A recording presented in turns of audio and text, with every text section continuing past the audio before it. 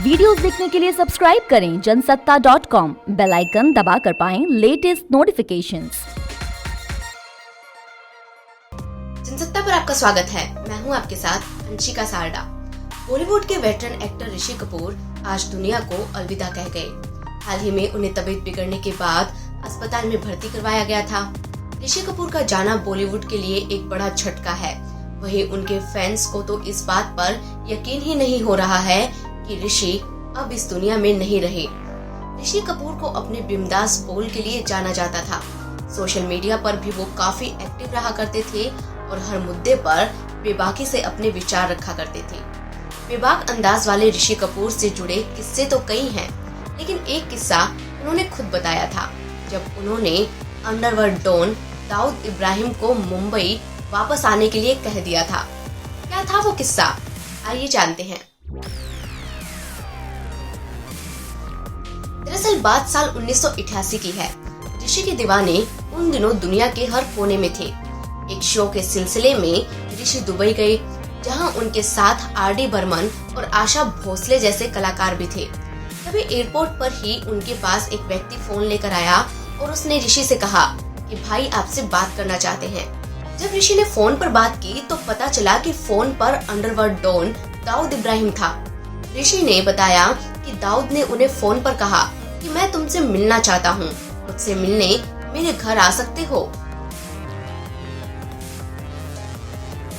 ऋषि ने आगे बताया कि उसके बाद वो दाऊद से मिलने उसके घर गए थे, जहाँ दाऊद ने उनकी काफी अच्छी तरह से खातिरदारी की।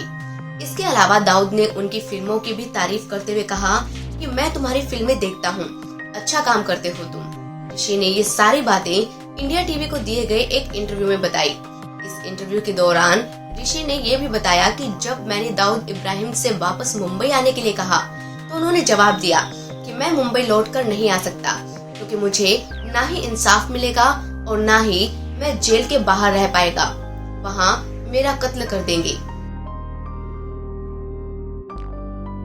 ऋषि कपूर ने आगे बताया कि वो उनकी दाऊद से पहली और आखिरी मुलाकात थी। उन्होंने बताया कि इसके बाद जब राज कपूर का निधन हुआ तो सुबह 6 बजे एक व्यक्ति उनके पास आया और उसने कहा कि मैं गैर कानूनी तरीके से आपके पास आया हूँ, मुझे दाऊद इब्राहिम ने भेजा है। आपके पिताजी की मौत की खबर सुनकर भाई को बहुत बुरा लगा है।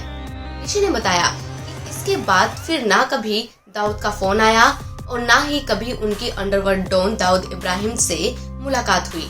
साल 2017 में ऋषि कपूर ने अपनी आत्मकथा खुल्लम खुल्ला लिखी थी। इस किताब में उन्होंने अपने जीवन से जुड़ी कई घटनाओं का जिक्र किया था। दाऊद से अपनी मीटिंग का जिक्र भी उन्होंने अपनी इस किताब में किया था। नेता अभिनेता अक्सर दाऊद इब्राहिम से जुड़ी कोई भी बात खुलेआम बताने से बचते हैं, लेकिन ऋषि कपूर की बेबाकी का अंदाजा इसी बात से लगाया जा सकता है कि उन्होंने खुद ये किस्सा दुनिया को बताया।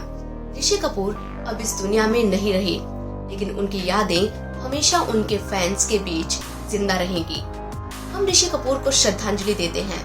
इस रिपोर्ट पर आप भी अपनी राय कमेंट सेक्शन में बताना बिल्कुल ना भूलें और इसी तरह की दूसरी रिपोर्ट्स देखने, सुनने और जानने के लिए बने रहें जनसत्ता के साथ।